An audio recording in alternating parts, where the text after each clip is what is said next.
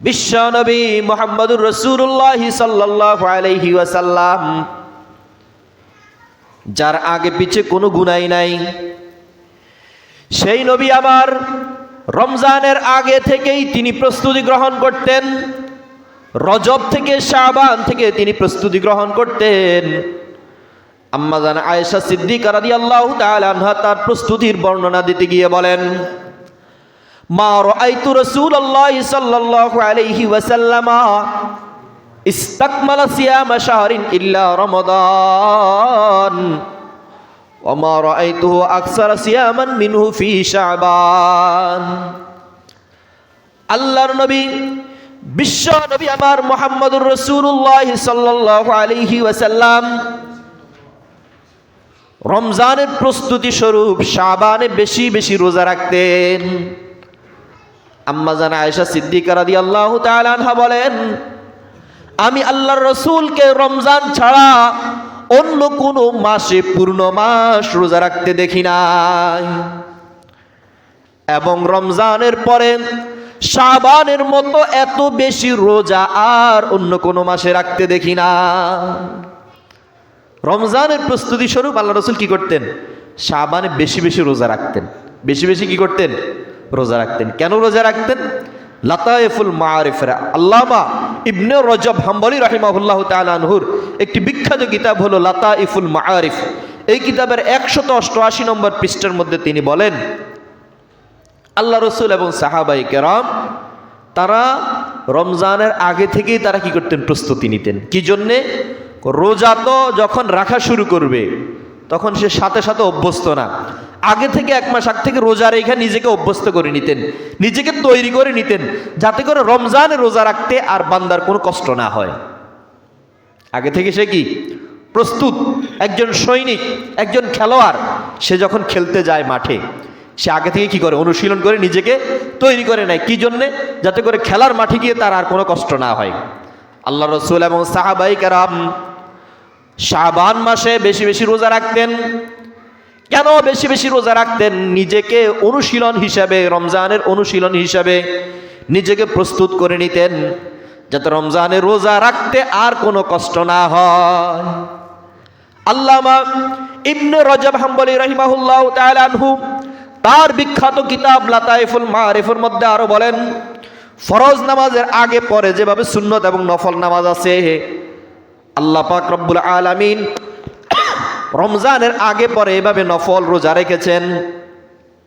রমজানের আগে নফল রোজা রাখবে শাবান মাসে, রমজানের পরে শাওয়ালের 6 রোজা রয়েছে, যাতে করে রমজানের যে রোজাগুলো মানুষ রাখে, এই রোজাগুলোর মধ্যে কোনো ত্রুটি বিচ্যুতি হলে সেটার ক্ষতিপূরণ হয়ে যায়। রমজানের মধ্যে ফরজ নামাজের আগে পরে নফলগুলো কেন রাখা হয়েছে? সুন্নত কেন রাখা হয়েছে? এগুলো হচ্ছে ফরজ যেই নামাজটা আছে, এই নামাজ পড়তে গিয়া বান্দার ত্রুটি হয়, এই ত্রুটিটা পূরণ হবে কিভাবে? ওই নফল নামাজের মাধ্যমে, সুন্নতের মধ্যে। ঠিক তেমনইভাবে রমজানে বান্দা রোজা রাখে, রোজা রাখতে গিয়া পরিপূর্ণ হক কি আদায় করতে পারে? পারে না। রমজানের রোজার মধ্যে তার ত্রুটি হয়, এই ত্রুটিটা পূরণ হয় কিভাবে? ওই যে রমজানের আগে সে নফল রোজা রাখলো, রমজানের পরে শাওয়ালে রোজা রাখলো, শাবান এবং শাওয়ালে যখন সে রোজা রাখে তখন তার ওই ত্রুটিগুলো কি হয়ে যায়? দূর হয়ে যায়। হযরত উসামা ইবনে যায়েদ রাদিয়াল্লাহু তাআলা আনহু থেকে বর্ণিত, একবার আল্লাহ রাসূল সাল্লাল্লাহু আলাইহি ওয়াসাল্লামকে জিজ্ঞেস করলেন, ওগো আল্লাহর রাসূল, আপনাকে শাবানের মতো এত বেশি রোজা আর অন্য কোনো মাসে রাখতে দেখি না। ইয়া রাসূলুল্লাহ, লাম আরাকা তাসুমু শাহরান মিনাশ শুহুরি মা তাসুমু মিন শাবান। ওগো আল্লাহর রাসূল, আমি আপনাকে শাবানের মতো এত বেশি রোজা অন্য কোনো মাসে রাখতে দেখি না।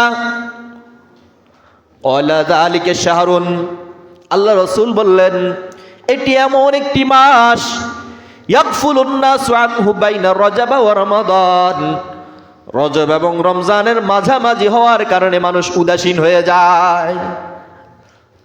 যারা নিয়মিত ইবাদত করে এরা রজব মাসে বেশি বেশি ইবাদত করে, কিন্তু শাবান আসলে ওরা চিন্তা করে সামনে তো রমজান আছে, রমজানে একবারে ফাইনাল ভালো করে ইবাদত করে নিব।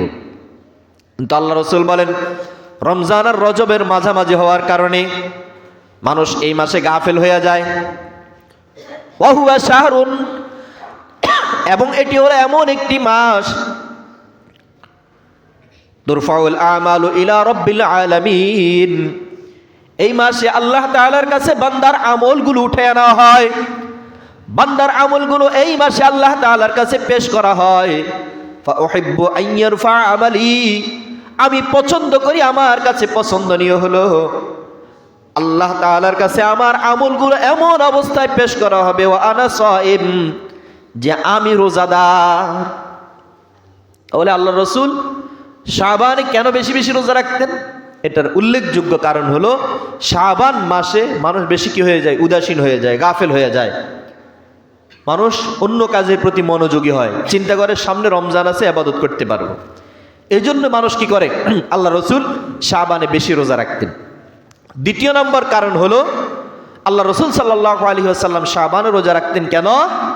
শাবান মাসে বান্দার আমলটা আল্লাহ তাআলার কাছে পেশ করা হয়।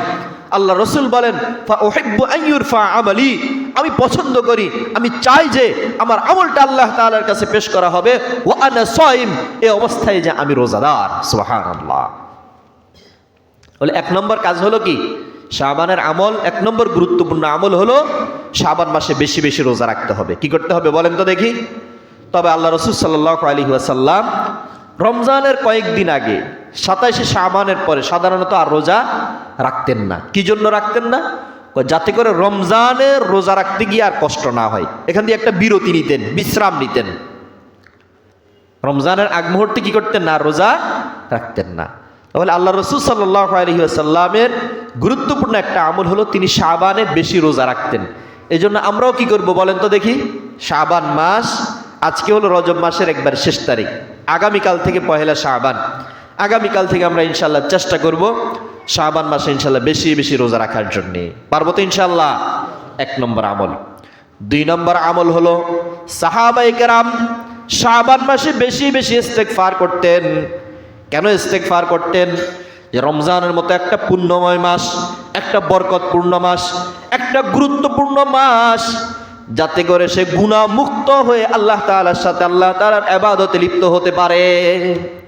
নেক আমল কামাইতে হলে আগে আপনার মধ্যে একটা পাত্রের মধ্যে আপনি কি রাখবেন? দুধ রাখবেন। তাহলে আগে আমরা ভালো খাদ্য যদি রাখি, ওই পাত্রটাকে ধুয়ে মুছে আগে পরিষ্কার করি, ঠিক না? এটাকে পরিষ্কার করলে ভালো জিনিস কি যায় ওইখানে রাখা যায়। বান্দা যখন গুনাহ করে তার অন্তরটা কি হয়ে যায়? ময়লাযুক্ত হয়ে যায়। এই জন্য শাবানে আপনি তাওবা ইস্তেগফার করে আল্লাহ তাআলার কাছে গুনাহগুলো ক্ষমা করে আপনার কলবটাকে পরিষ্কার পরিচ্ছন্ন করে নেবেন, আপনার অন্তরটাকে পরিষ্কার পরিচ্ছন্ন করে নেবেন। রমজানে যখন ইবাদত করবেন, পরিষ্কার অন্তরে আল্লাহ তাআলা কি করবেন? ইবাদতগুলো কবুল করে নেবেন। তাহলে দ্বিতীয় আমল হলো কি করা বলেন? বেশি বেশি ইস্তেগফার করতে হবে। প্রথম নম্বর আমল হলো বেশি বেশি রোজা রাখা। দ্বিতীয় নম্বর আমল হলো বেশি বেশি ইস্তেগফার করা। কি বলেন? ইস্তেগফার করতে কোনো কষ্ট আছে কিনা? আপনি হাঁটছেন, চলছেন, চলতে ফিরতে সব সময় আপনি পড়তে থাকেন আস্তাগফিরুল্লাহ, আস্তাগফিরুল্লাহ, আস্তাগফিরুল্লাহ রাব্বি মিন কুল্লি যামবি ওয়া আতুবু ইলাইহি। কি বলেন? এগুলো আমরা পড়তে পারি না? ইস্তেগফার পড়বেন, আল্লাহুম্মা গফিরলি, একবার সহজ ইস্তেগফারের দোয়া, সবচেয়ে ছোট দোয়া। আল্লাহুম্মা গফিরলি, আয় আল্লাহ আপনি আমার ক্ষমা করে দেন। আল্লাহুম্মা গফিরলি, আল্লাহুম্মা গফিরলি, আস্তাগফিরুল্লাহ, আস্তাগফিরুল্লাহ, আস্তাগফিরুল্লাহ। কি বলেন? আমরা এগুলো পড়তে পারবো না ইনশাআল্লাহ? ইস্তেগফারের দোয়াগুলো আমরা খুঁজে খুঁজে কি করব? বেশি বেশি করে পাঠ করব ইনশাআল্লাহ। দ্বিতীয় নম্বর আমলগুলো ইস্তেগফার।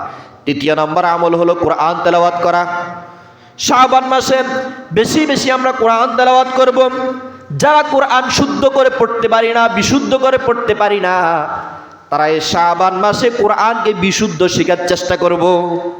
শাবান মাসে আমার কোরআন শুদ্ধ নাই, আমি শাবানের চেষ্টা করব আমার কোরআনটা শুদ্ধ করে নিতে, যাতে করে রমজানে এসে আমি তেলাওয়াত করতে পারি। রমজান কোরআন শিখার সময় না, রমজান হলো কোরআন তেলাওয়াতের সময়।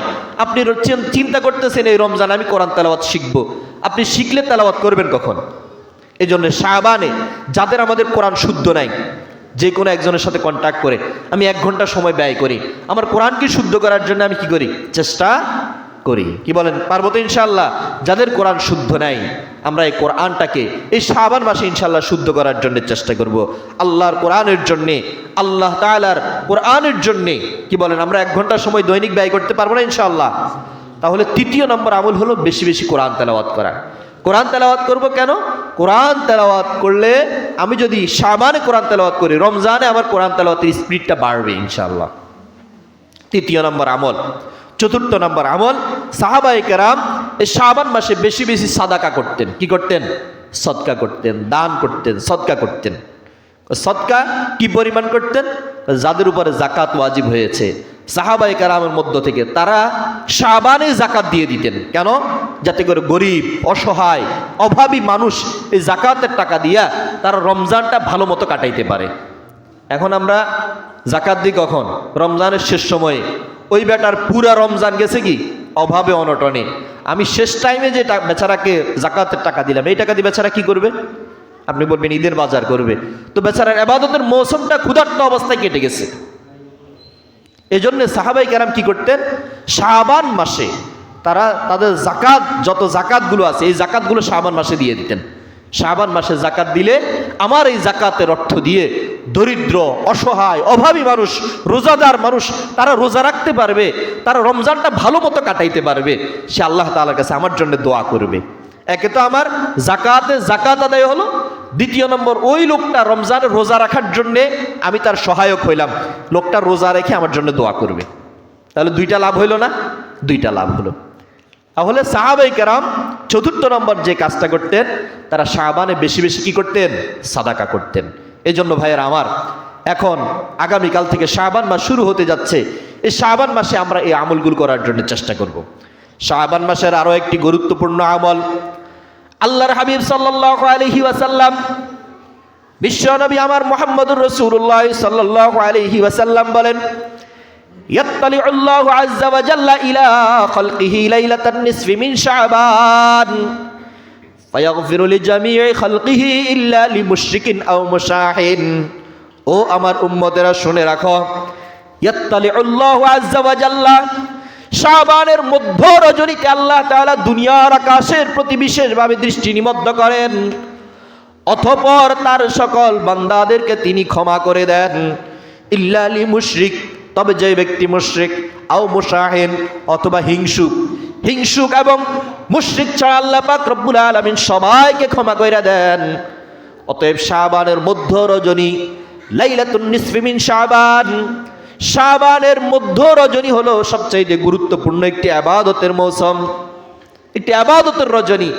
এই মধ্য রজনীতে শবে বরাত নামে যেটাকে আমরা চিনি, লাইলাতুন নিসফি মিন শাবান বা শাবানের মধ্য রজনী, এই মধ্য রজনীতে ইবাদত বন্দেগীর মাধ্যমে নিজের জীবনের যত পাপ পঙ্কিলতা আছে এগুলো দূর করার জন্য চেষ্টা করা। তাহলে কয়টা আমল পাইলাম বলেন তো দেখি?